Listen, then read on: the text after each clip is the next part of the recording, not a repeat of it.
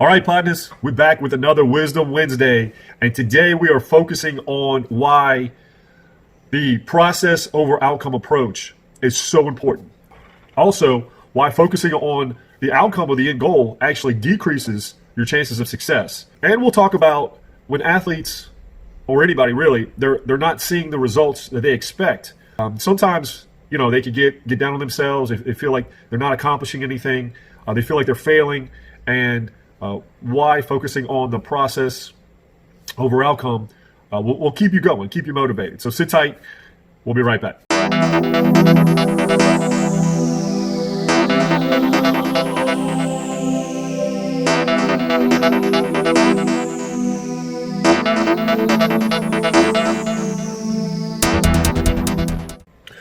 All right, here we go. So, what is the process over outcome skill set? It's the ability to stay focused on the journey without getting too caught up in the destination. And, especially in today's culture, everything is immediate gratification. And for a coaching aspect, I just know it doesn't work that way. You just can't show up to the game if you've never practiced, and your chances of being successful are very small, right? You can't just skip class for a month and then go and take a test on information you've never seen, and your chances of doing well, they're very small. And so the process, when we focus on the process, we focus on all the little steps that it's going to take to get us to our goal. And some of the best coaches of all time, like Nick Saban, John Wooden, Skip Bertman, they were very, very process focused versus outcome.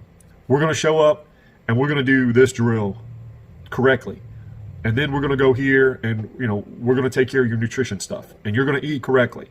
And then you're going to go to class, and we're going to, if you need help with your grades, but you're going to go to study hall and you're going to study, because that's going to keep you eligible to play. Plus there's life after sports.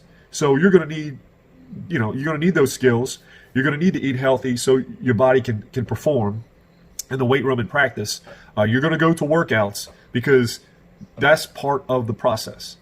And, it's funny, John Wooden, he might be the best best college basketball coach of all time.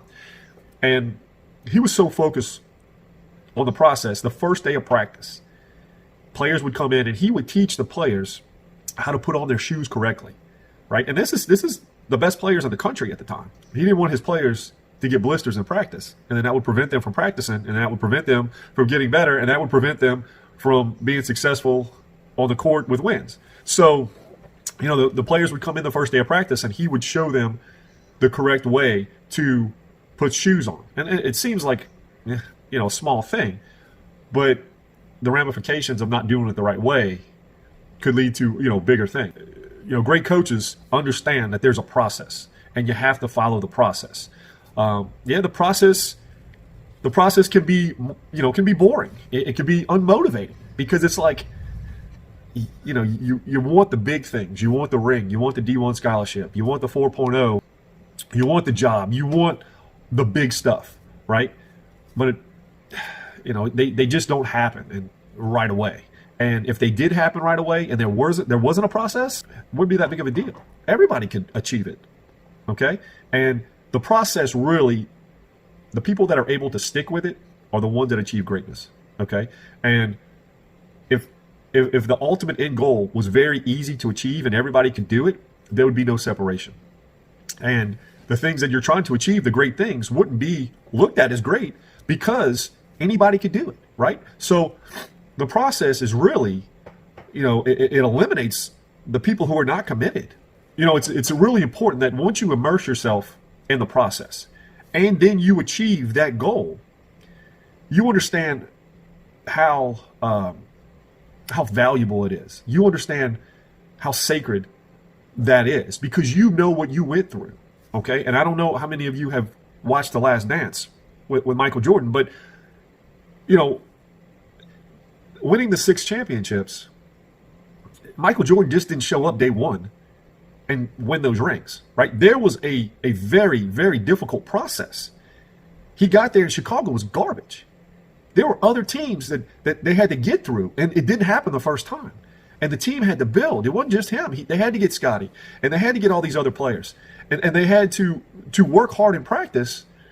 And then they played Detroit, and they got beat up, so they had to get tougher. And there was a process, a very long process that took years. And one of the things that Michael said was he doesn't worry about shots that he hasn't taken yet. Okay, and if anybody watched the documentary, on the Last Dance, they said at the end of the documentary, Michael wasn't, they weren't successful because he could run fast or he could jump high. He was so successful because he was able to focus and be in the present moment better than just about anybody, right? He didn't worry about the shots that haven't been taken yet. And then the first quarter, he's not worried about, what may happen in the fourth quarter.